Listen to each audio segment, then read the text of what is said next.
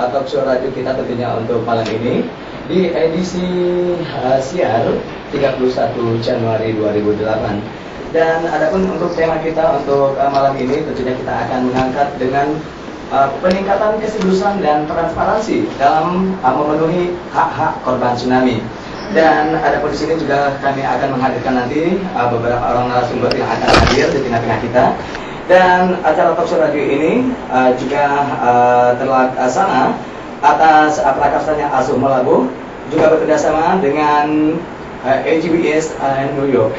Baik pendengar dimanapun Anda berada yang ingin berpartisipasi nanti bersama kami, silakan saja untuk dapat menghubungi kami di layanan interaktif kami. Mungkin bisa Anda hubungi nanti di nomor 0655755122, atau mungkin Anda nanti bisa menghubungi kami di via SMS di 081374422944. Baik pendengar dimanapun Anda berada, nanti juga kami akan menghadirkan 4 orang narasumber yang akan hadir di tengah kita. Ada di antaranya yaitu dari distrik BRR Nanggro Aceh Darussalam Nias Melabuh, yaitu nanti hadir bersama Bapak Saifullah MYLC dan Saudara Lutfi Sani ST. Juga kami menghadirkan dari DPRD Aceh Barat, yaitu Bapak Insinyur Aswin Nasution dari Komisi Ekonomi Keuangan, dan juga hadir dari unsur masyarakat sipil Melabuh Aceh Barat, yaitu bersama Bapak Abdul Jalil. Nah, di sini juga nanti kami mengharapkan Anda, partisipasi Anda untuk dapat menanyakan langsung tentunya mengenai topik kita untuk hari ini, yaitu mengenai meningkatnya keseriusan dan transparansi dalam memenuhi hak-hak korban tsunami. Baik pendengar dimanapun Anda berada, sebelum tentunya kami berbincang lebih lanjut dan kami perkenalkan narasumber yang telah hadir di tengah-tengah kita, kembali saya akan mengajak Anda untuk mengikuti jeda berikut ini.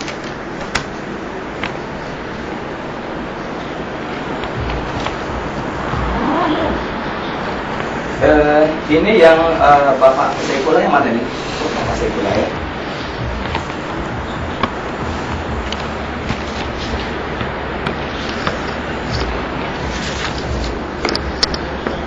Biasanya ada yang rekamnya, ada yang pokoknya ada tim sendiri. Saya juga nggak nyangka kalau saya tahu seperti ini, saya juga nggak datang. Karena apa? Akhirnya terbebani saya sendiri. Iya. Iya.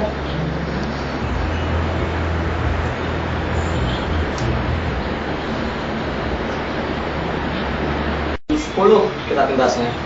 Karena janji jam 8 ya. Seharusnya kan jam 9, tapi karena kita 1 jam kita terus menunggu tadi.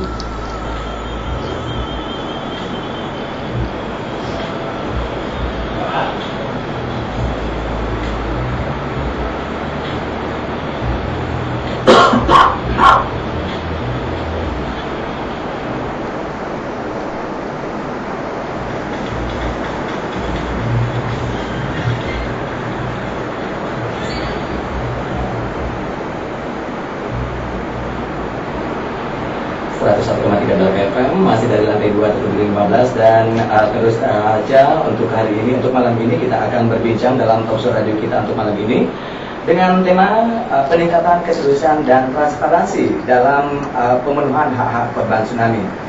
Pendengar dimanapun Anda berada, Aceh untuk saat sekarang ini memang sudah mulai berbenah 3 tahun pasca tsunami. Nah, masa rekonstruksi dan rehabilitasi tentunya masih diliputi oleh berbagai persoalan yang terjadi di masyarakat sekarang ini. Nah, malah proses rehabilitasi dan rekonstruksi pasca tsunami ini kelihatan masih jauh dari harapan masyarakat. Nah, namun ada juga ya di antaranya bangunan dari beberapa NGO dan BRR sudah dipergunakan oleh sebagian besar warga. Nah, sejauh ini pun kita juga masih melihat kendala-kendala yang terjadi, tentunya baik di lapangan dan juga mungkin Anda melihat sendiri bagaimana kejadian rekonstruksi dan rehabilitasi terus berjalan untuk saat sekarang ini. Seperti yang telah saya katakan tadi, kita akan berbincang yaitu mengenai peningkatan keseriusan dan transparansi ini dalam memenuhi hak-hak korban tsunami, dan kita akan langsung menyapa narasumber yang telah hadir tentunya untuk malam ini. Dan adapun juga dari distrik BRR Nanggro Aceh Darussalam dan Nias Melabuh Aceh Barat, yaitu Saudara Saifullah MYLC. Ya, selamat malam Bapak Saifullah. Ya, dan juga Bapak Lutfi Sani SD juga dari distrik BRR Nanggala. Ya, selamat malam.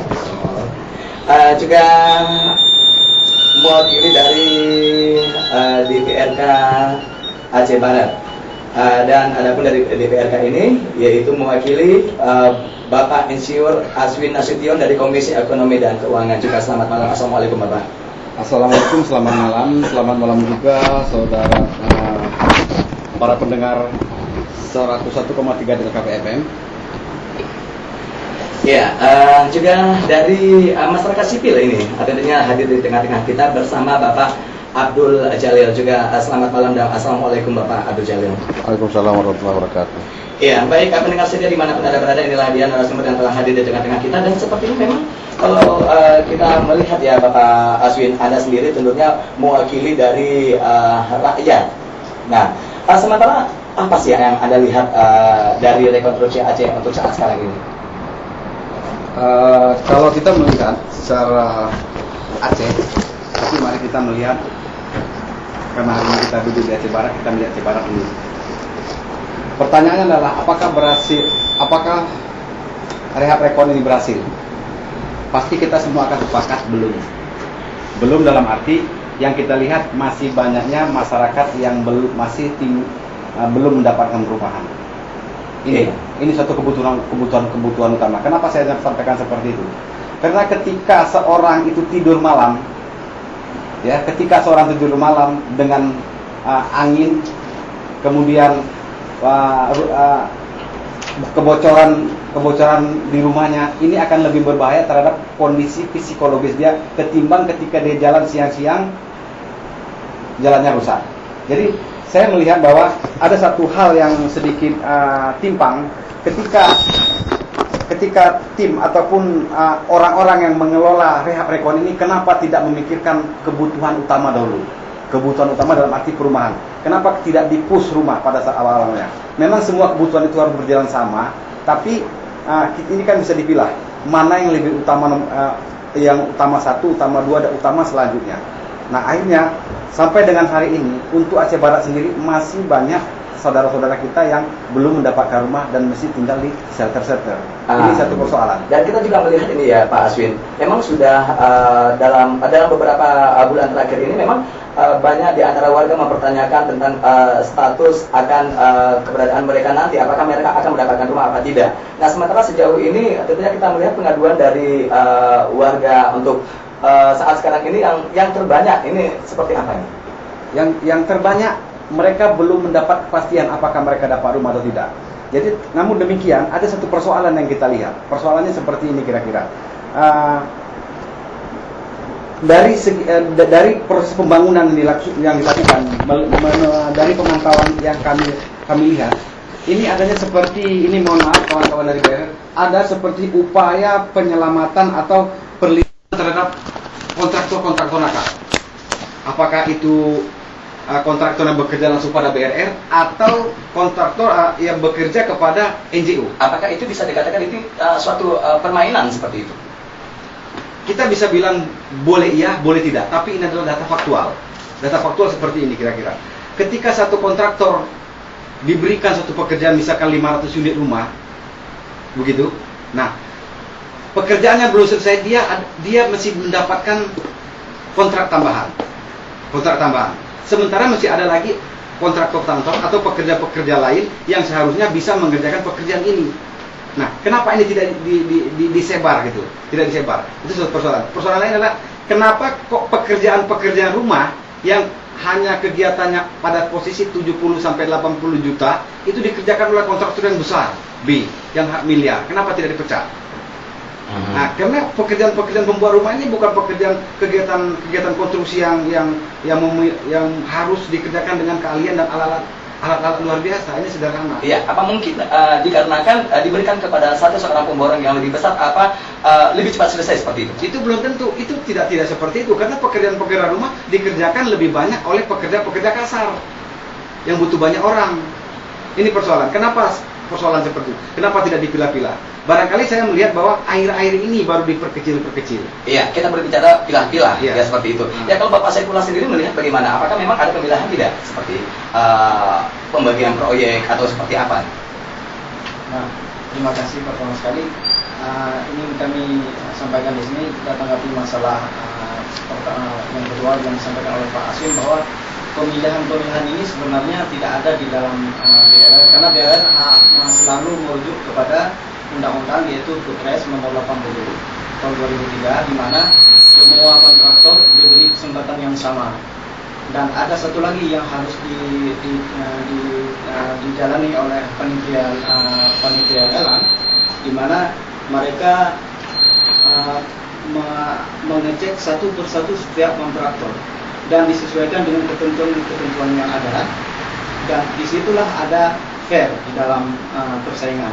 Artinya setiap kontraktor itu bebas mengajukan penawaran dan ikut dalam pelelangan, kemudian mereka diberikan kesempatan yang sama, biarpun dia, karena secara keputusan mereka sesuai dengan dokumen-dokumen yang ada, maka mereka akan diberikan kesempatan yang sama. Jadi tidak bisa panitia lelang melakukan pemilihan seperti yang disampaikan. Iya, sejauh ini kalau Anda melihat dari hasil rekonstruksi Aceh, apakah memang sudah memenuhi target? Karena memang kita melihat sendiri dari pengaduan masyarakat bahwa mereka sampai sekarang sudah 3 tahun pun mereka belum mendapatkan apa-apa ini, Pak. Ada sebagian ini di antara banyak. Ya, kalau kita berkata secara target sasaran 100%, saya pikir semua kita bisa mengatakan belum mencapai tujuan, belum mencapai sasaran yang 100%. Tetapi kalau menurut data di kami, khususnya untuk perumahan, di Aceh Barat itu kebutuhan atau komitmen rumah janji ataupun keinginan semua pihak untuk membangun rumah itu ada jumlahnya 16.511 unit. 16.511 unit itu yang sudah terbangun 11.000